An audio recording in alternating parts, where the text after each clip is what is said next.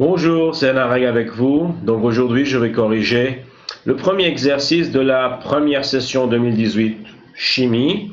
C'est un exercice qui est plutôt lié à la partie atome. Donc directement, on commence. Le potassium K est un élément chimique qui s'oxyde rapidement au contact de l'air et réagit violemment avec l'eau. Il est le plus souvent conservé immergé dans l'huile. Certains engrais chimiques contiennent l'élément potassium sous forme de plusieurs sels, comme le chlorure de potassium KCl.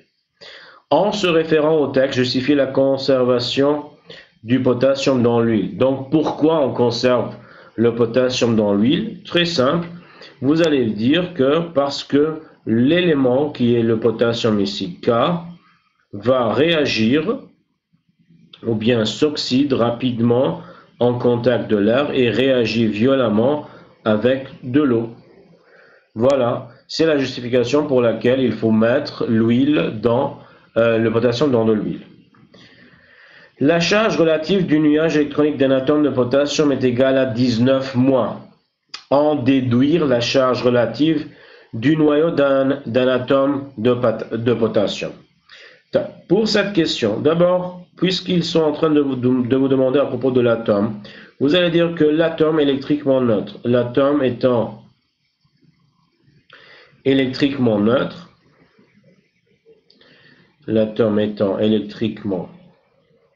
neutre, vous allez avoir le nombre de protons est égal au nombre des électrons.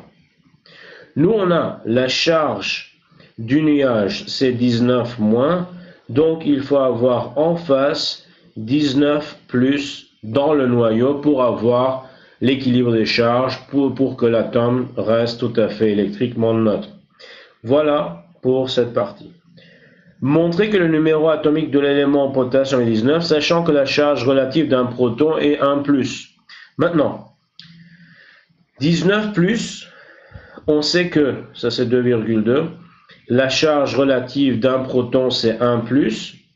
Donc, dans le noyau, on va dire que Q du noyau, c'est tout à fait Z fois la charge d'un proton. Q du noyau, c'est déjà 19 plus, on avait déjà déduit ça. 19 plus est égal à Z fois 1 plus.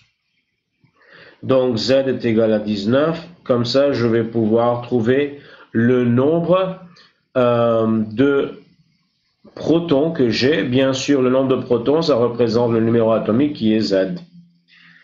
Donc ça, c'était pour la deuxième question.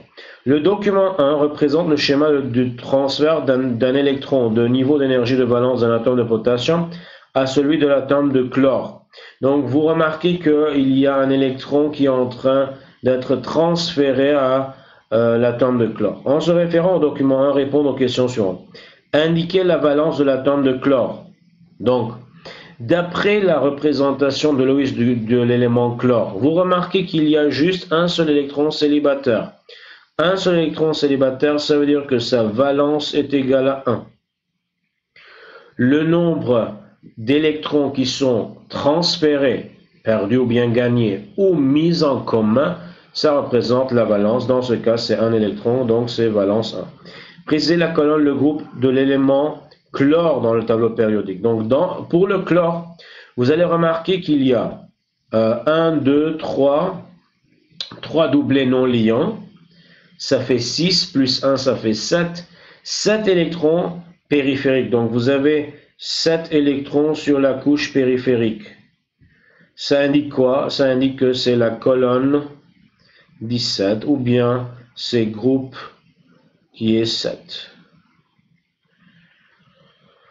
C'est comme ça que je peux savoir. Identifier le type de liaison dans le chlorure de potassium KCl. Dans ce cas, ils ont déjà dit que c'est un transfert. Donc, il faut parler à propos du chlore qui est en train de gagner un électron perdu par K+, le potassium, afin d'obéir à la règle de l'octet.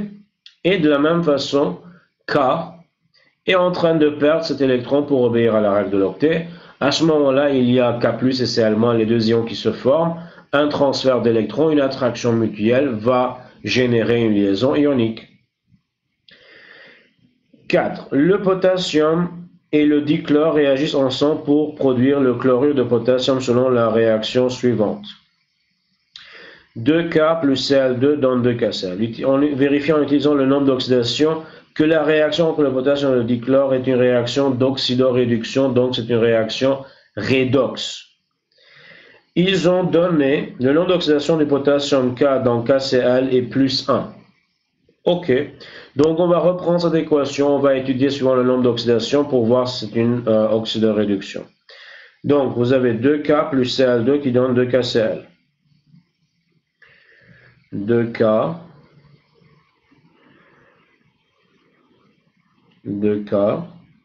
plus Cl2 qui vous donne 2KCl. Le nombre d'oxydation de K, c'est 0. Le nombre d'oxydation de Cl dans Cl2, c'est 0, c'est un corps pur. Dans KCl, ils ont dit que K+, c'est plus 1, donc automatiquement, l'autre, ça va être moins 1. OK? Donc, en chiffres romains, bien sûr. Pour K, vous remarquez que le nombre d'oxydation, ça augmente. Le nombre d'oxydation, ça augmente de 0 à 1. Donc, il y a une oxydation.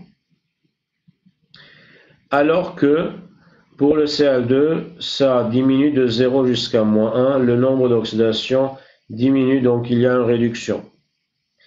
Puisqu'il y a une variation du nombre d'oxydation dans cette même équation, il y a oxydation et il y a réduction en même temps, donc je peux dire que c'est une réaction redox qui est en train de se réaliser dans cette équation. Voilà pour toutes les questions en relation avec cet exercice. C'était le premier exercice de la session 2018, première session. Je vais vous demander à